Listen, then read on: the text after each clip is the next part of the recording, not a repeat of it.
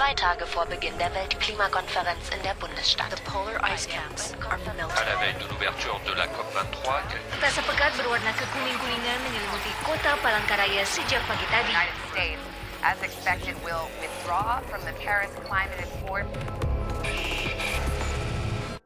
One country with a huge stake in the climate change story is Indonesia. At the rate that temperatures and sea levels are rising, 2,000 of the country's islands, 42 million households, are at risk of being swamped by the year 2050. But when you examine mainstream media coverage of environmental issues, beyond the occasional disaster story on a forest fire or a mudslide, there's not much on the bigger contextual picture. Media groups are a bit too close, too reliant on agribusiness and mining companies who are among the worst environmental offenders. Mainstream journalists also find it hard to report on these issues because of political corruption. So NGOs have stepped in to fill the information gap. The Listening Post's Meenakshi Ravi now on how the Indonesian media tend to toe the corporate and government line.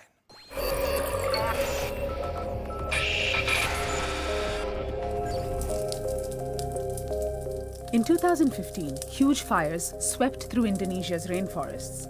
Pemirsa, kemarau panjang menyebabkan kebakaran ratusan hektar lahan di sejumlah daerah. kebakaran lahan dan hutan di Pulau Kalimantan semakin meluas ke wilayah timur.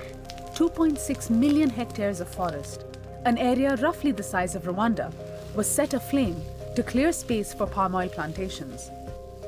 The fires produced in just 3 weeks more greenhouse gases than Germany does in an entire year. Kabut tak sepekat berwarna kekuning-kuningan menyelimuti kota Palangkaraya sejak pagi tadi. The fires led Indonesian news bulletins as long as they were burning, but the minute they died down, so did the coverage. Forest fires have become an annual occurrence in Indonesia, and still the country's media seldom devote the column inches and airtime needed to explore the causes behind them. Lebih mudah meliput olahraga. It is easier for journalists to cover sports or the economy because they have scores and numbers. Those stories are much easier to write than environmental stories, where journalists have to understand biology, ecology, waste and chemistry. Limbah, berbagai jenis bahan kimia. Pemahaman jurnalis atau The media's comprehension of environmental issues is not good enough, so they focus on the most obvious things like forest fires or damage caused by mining. The media don't go near subjects like water poisoned due to toxic waste or air pollution because they don't know enough about those subjects. belum muncul. Crucial to how Indonesia's news outlets cover the environment and the destruction of it is the shape of the media landscape. When the 3 decades of President Muhammad Suharto's dictatorship ended in 1998, the Indonesian media market went through a growth spurt. Nearly 20 years on, 1,500 TV channels and 500 radio stations compete for ratings and advertising revenue. Most of these outlets are owned by conglomerates, many of which have big stakes in agribusiness and mining companies. The country's first and second largest media groups, MNC and Java, as well as smaller groups like Visi and City Corp, all have significant interests in natural resources. Media owners are often connected to owners of extractive industry companies like mining or palm oil, which are among the greatest contributors to deforestation, environmental damage and air pollution. A lot of media owners are stakeholders in these industries. For instance, they're the bosses of TV stations and coal mining companies at the same time. Berita lingkungan itu tidak menjual. Environmental news doesn't sell, so journalists second-guess themselves as to whether they should pursue such stories or not. For example, I was part of a program to help newspapers set up environmental editorial desks. The Tribune Pekanbaru newspaper agreed to set up a section called Green City. However, it didn't bring in advertising or turn a profit, so they shut it down. Ditutup rubrik itu. TV1 ingin berbasiskan kasus. TV1 focuses on news events because we can see that this is what the viewers want and we take that into consideration. Breaking news, special news have higher ratings. Seorang ibu warga Kecamatan Cikupa, Tangerang, Banten ini histeris saat barang berharga miliknya hanyut terbawa banjir Selasa petang. We feel that it's difficult to report on subjects that are not visible, where the picture is not clear. However, even when the picture is crystal clear, the journalism can still fall short. Case in point, 2006, and a mud volcano in Sidoarjo district of East Java that exploded and submerged 15 villages, displacing almost 40,000 people. The evidence overwhelmingly pointed at drilling taking place nearby and the mining by the oil and gas company Lapindo as the most likely cause. The company said a nearby earthquake had triggered the mud volcano, and that in any case, it had followed industry safety regulations at its drill site. The owner, Abu Rizal Bakri, was a government minister at the time. He also owns 3 media outlets, the Surabaya Post, Viva News, and TV1. For those following the media coverage of the disaster, the reporting on these outlets was clearly compromised.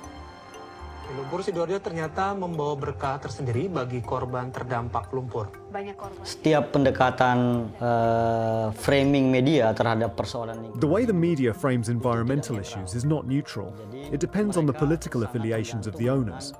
There were 2 different narratives on the Lapindo news story. The media owned by the Bakri family, TV1, called it the Sidoarjo mudflow to imply that it was a natural disaster. All the other media, for example Metro TV, called it the Lapindo mudflow, using the name of the company responsible. Kerusakannya akibat itu. Warga korban lumpur Lapindo memperingati salah satunya adalah dengan mengarak ogoh-ogoh Abu Rizal Bakri dan melemparkannya ke kolam penampungan lumpur. Ada sejumlah kasus di luar negeri berkaitan dengan bencana yang There are a number of disasters abroad, like Chernobyl, where the name of the town is used as reference. And if I'm not mistaken, Sidoarjo mud disaster was the phrase used by the government and parliament to refer to the incident.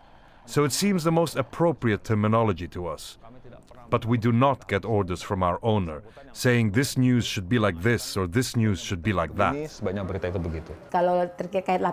In relation to the Lapindo story, TV1 reports amply on how much Lapindo has paid out in compensation. Keluarga Nirwan juga terima kasih banyak terhadap keluarga Nirwan, keluarga Bakri, bahwa beliau ya yang di sana itu mau harusnya memahami kondisi di sini. But the channel won't do stories about how many dozens of houses face imminent flooding because of an overflowing dam.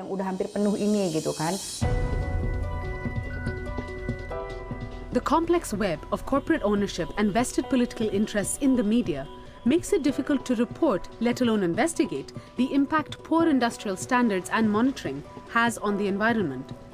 Add to that a dearth of reliable sources, minimal data, and widespread corruption, it's near impossible to trace responsibility for environmental damage. NGOs have stepped into the vacuum and are helping reporters connect the dots. In May this year, the mining advocacy network, JATAM, teamed up with Tempo, a weekly investigative publication, to produce The Killing Pits, a deeply reported story of corporate greed and irresponsibility in the mining industry. Investigasi kita membuktikan bahwa banyak lubang. Our investigation found that those pits have claimed lives, that children fell into the holes. They are poisonous due to chemical waste. We reported this to the government. The government applied sanctions to the company at the time, and so the company sent thugs to attack our headquarters. We face a lot of intimidation, threats, and violence. The culture of violence has never gone away, and the authorities are also complicit. Termasuk pemerintah sendiri kan. In September 2015, Indonesia's President Joko Widodo announced that the country would cut the growth of greenhouse gas emissions by 29% by 2030. The announcement was covered across Indonesia's news outlets. But since then, there's been little follow-up on what progress there has been, or whether there is a plan at all to achieve this target. What little media debate and coverage there is of efforts to protect Indonesia's rainforests are often framed in terms of a stark choice between the economy and the environment. Komoditas kelapa sawit menjadi penting bagi perekonomian. Karena itu, pemerintah fokus mendorong kemajuan industri kelapa sawit nasional. Padahal kita dengan negara berkembang gitu. Some media argue that Indonesia is a developing country and that it still needs more land for palm oil plantations. In 2016, when the president wanted to extend the moratorium on palm oil plantations to protect the peatlands, some outlets planted the idea that business would grind to a halt. Pasti ini bisnisnya stop. Saya sendiri mengalami ketika media. I have learned that only when the media care and do good reporting on the environment can there be any influence on policy to protect it. So unless there are more journalists writing about green issues, climate change will not be stopped. Jadi lebih baik.